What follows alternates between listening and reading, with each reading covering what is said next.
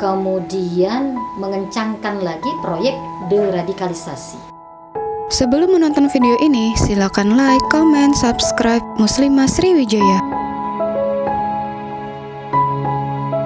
Dari orang-orang yang ditempatkan di sana dan dari pesan-pesan yang disampaikan oleh Presiden, narasinya kita bisa menangkap bahwa fokus 5 tahun ke depan pemerintah akan melanjutkan fokus yang mereka lakukan 5 tahun yang lalu, yaitu terus mengusung liberalisasi ekonomi dalam seluruh aspeknya, kemudian mengencangkan lagi proyek deradikalisasi.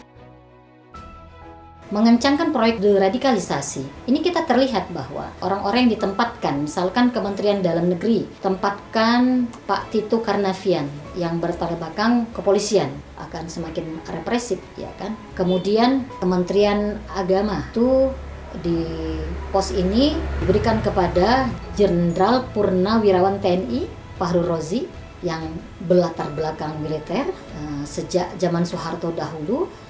Kemudian zaman sekarang lah baru 2 kali Indonesia ini mempunyai Menteri Agama berlatar belakang tentara, ya. Kemudian Kementerian Pendidikan dan Kebudayaan. Nah, Nadiem Makarim ini hidupnya sangat pluralisme sekali yang dia usung, yang akan berdampak program deradikalisasi ini sangat semakin represif sekolah-sekolah nanti, ya.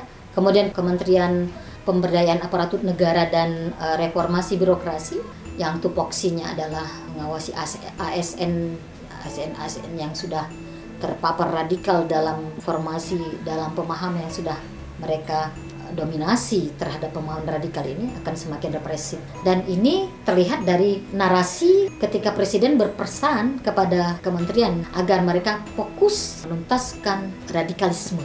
Walaupun tadinya Presiden mengumumkan dengan gaya lesehan, tetapi ini tidak bisa menutupi seramnya betapa represifnya nanti rezim ini ke depan, terutama terhadap pihak-pihak yang sudah distigma dengan radikal.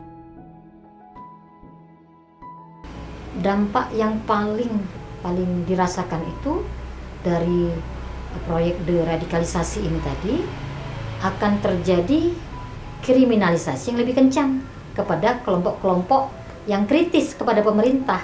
Yang mengkritik itu dan memberi masukan itu dianggap menentang kekuasaan mereka, kan? Sehingga narasi radikalisme itu menjadi alat legitimasi untuk membungkam kelompok-kelompok yang sebenarnya menginginkan kebaikan bagi negeri ini. Apalagi orang-orang yang ingin agar negeri ini berubah menjadi lebih bermartabat ke arah Islam. Sehingga akan lebih kencang kriminalisasi nanti, akan terjadi alienasi orang-orang yang mendakwakan Islam, menyadarkan umat bahwa kehidupan ini solusi dari seluruh permasalahan yang mengepung kita saat ini. Itu sebenarnya solusinya itu ada pada Islam. Nah, orang-orang yang sebenarnya mau memberikan penyadaran kepada umat tentang ini akan mengalami kriminalisasi dan alienasi yang lebih kencang dari sebelumnya.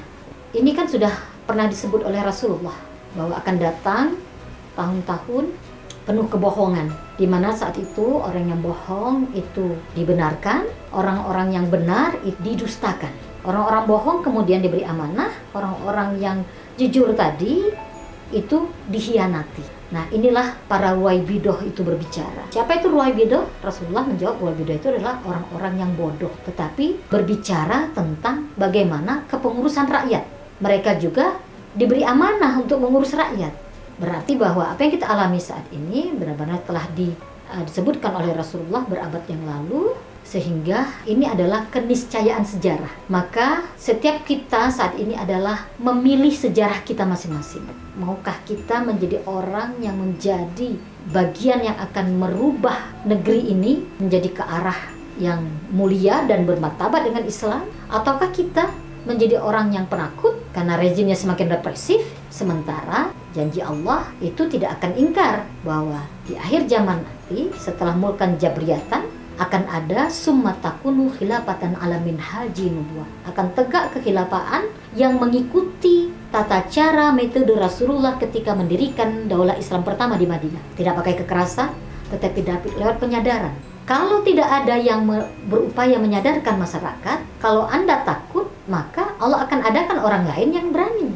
Biarlah itu Allah yang mengurus orang-orang yang menghalangi dakwah Rasul, dakwah yang kita sampaikan. Sementara kita konsentrasi, fokus, semata-mata yang kita sampaikan itu adalah Islam.